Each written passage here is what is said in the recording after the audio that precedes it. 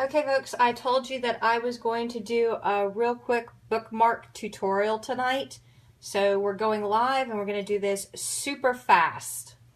So we got two different bookmarks we're working on.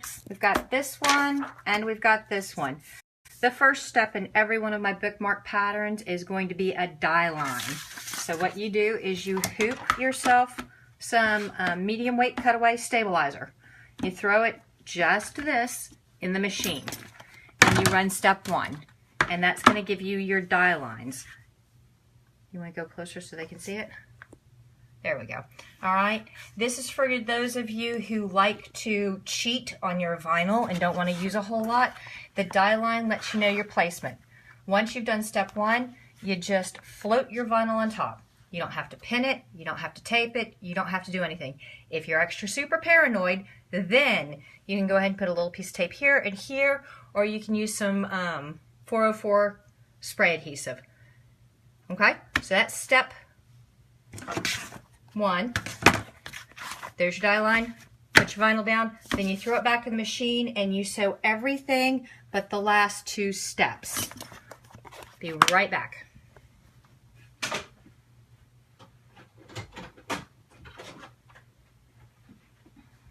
So, we've sewed everything but the last two steps. Isn't my machine super fast? All right, so what I like to do before anything else is I want to trim my jumps, okay? I like trimming my jumps in the hoop because it gives me some tension to work with and it's not all flopping around in my lap. Well, except that I'm not doing this in my lap. I'm doing this on a table, which I hardly ever do. But I use tweezers. I put my curved nosed right underneath the jump, pull it to one side and cut, then grab the tail that sticks up and chop it off. All of my patterns between jumps have locks, so you should not worry about, on my patterns, pulling out stitches when you put some positive tension on those jumps. Okay, and I know you don't want a 5-minute video of me cutting jumps, so we're done with that part. Now, there's your front of your bookmark.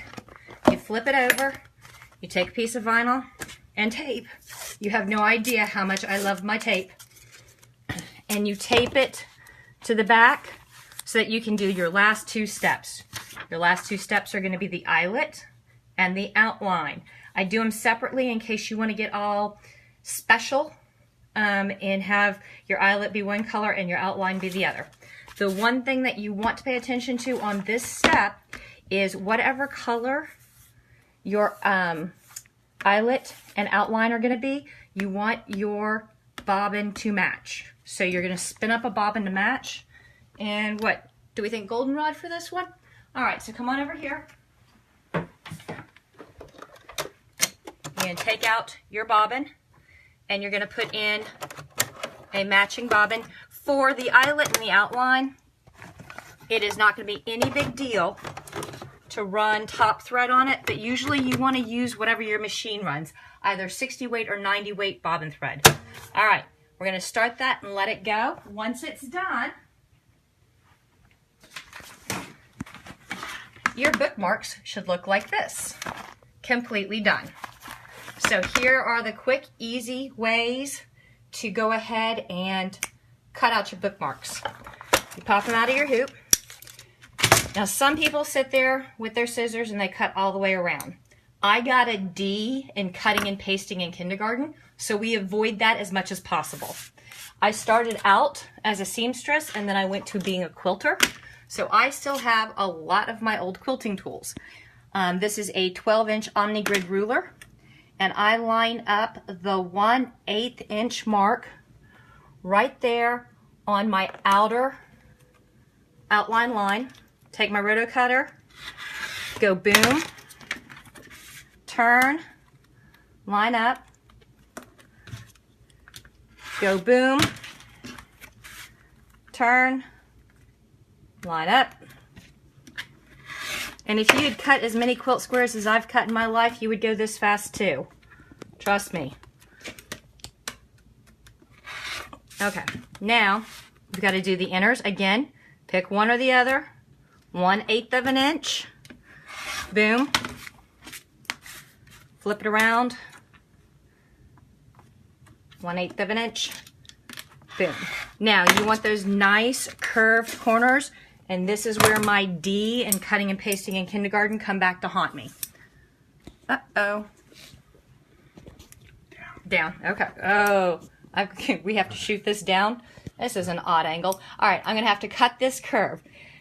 When cutting, you move the vinyl, not the scissors. Okay? So come in here and just rotate your vinyl through the jaws of your scissor. Okay? Just like that. Keep your scissors nice and easy and straight, and you move the vinyl.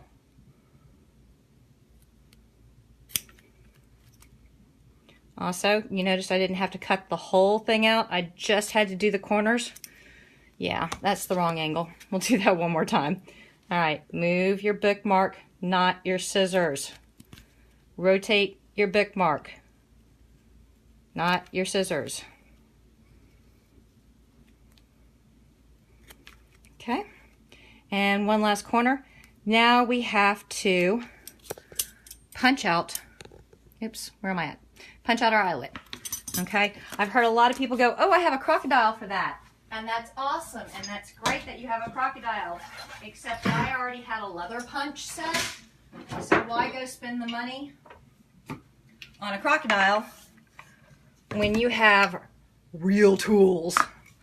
So, got my leather punch, I line it right up in the eyelet, take my hammer, because I love beating on things.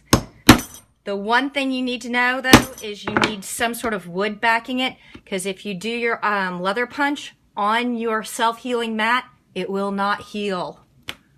All right, and there's our hole. We'll do one more. Oops. There's our hole. Yeah. I got to clean out my punch. There's my hole. And now let's find our big stack of tassels and hope I still have at least, oh, I do. I have some goldenrod left. I bet you they're the last, no, there's 4 goldenrod in there. Excellent. So, the trick to getting these through is you twist them a little bit.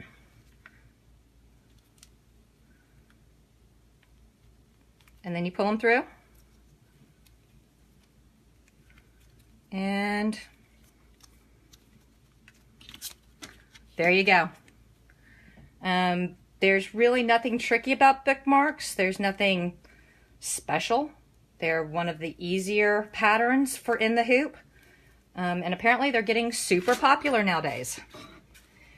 If you got questions, throw it on the video and I'll see what I can do. Thanks guys, talk to you later.